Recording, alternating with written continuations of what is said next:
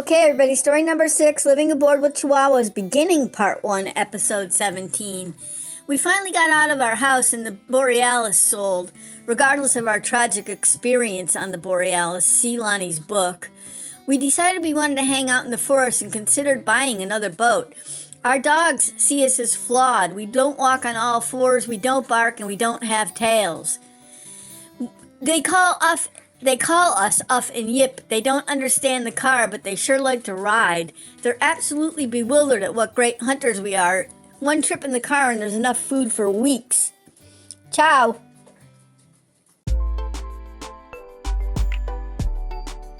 We finally got the Borealis in our house sold in Tennessee. Regardless of our tragic experiences on the Borealis, see Lonnie's book. We decided we would hang out in the forest and considered buying another boat. Our dogs see us as flawed. We don't walk on all fours, we don't bark, we don't have tails, except for Lonnie's, whose tail is in the front and very small. They call us Uff and Yip. They don't understand the car, but they sure like to take rides in it. They're absolutely bewildered at what great hunters we are. One trip in the car and there's enough food for weeks. From Jazz. Woofo and Wolfie. See you in Florida, wherever that is. I know Chi has told us about it hundreds of times, but it's just hard to believe there's anywhere that does not get cold.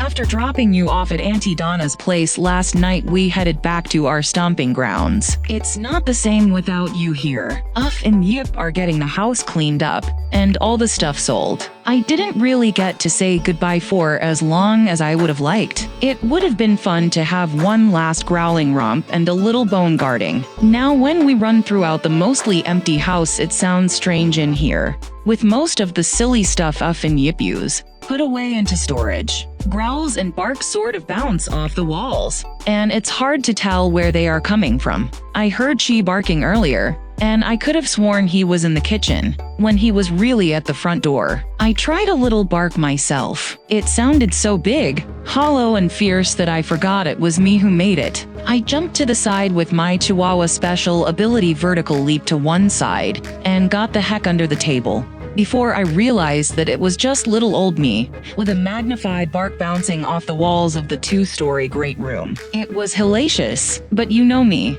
I recovered quickly. I heard Yip talking with Auntie Donna about how spoiled your life is going to be there. She has several acres to run free on, and of course there are our cousins Sheba, Barney and Trask to play with. Although I hear they're really big compared to us. Even though you are the big dogs, you'd better be careful around the monster-sized beasts. I have seen plenty of cats around here to chase.